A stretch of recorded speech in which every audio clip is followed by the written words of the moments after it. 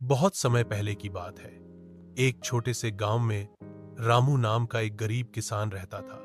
उसके पास थोड़ी सी जमीन थी और एक बूढ़ा बैल। वह रोज सुबह जल्दी उठकर खेत में काम करता, लेकिन मेहनत के बावजूद उसकी फसल बहुत कम होती थी। कभी सूखा पड़ जाता तो कभी बारिश ज्यादा हो जाती और साल दर साल उसका जीवन संघर्षमय ही रहा।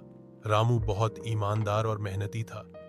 वह कभी किसी का बुरा नहीं चाहता था और गांव में सब उसे उसकी सादगी और विनम्रता के लिए जानते थे। लेकिन गरीबी ने उसे बहुत दुख दिए थे। कभी खाने को पूरा अन्न नहीं, तो कभी बेटे की पढ़ाई के लिए पैसे नहीं। एक बार गांव में एक बड़ा सूखा पड़ा।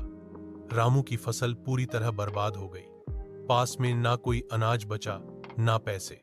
परिवार भूखा रहने लगा।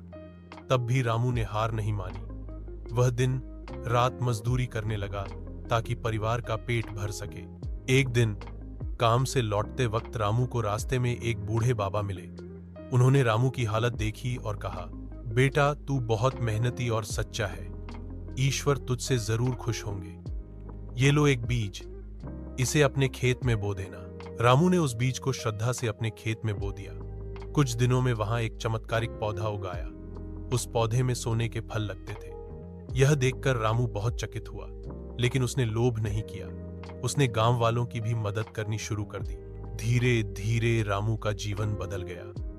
अब वह गरीब नहीं रहा, लेकिन उसने अपनी सादगी और विनम्रता कभी नहीं छोड़ी। उसने अपने पैसे से गांव में स्कूल, कुएं और अस्पताल बनवाया।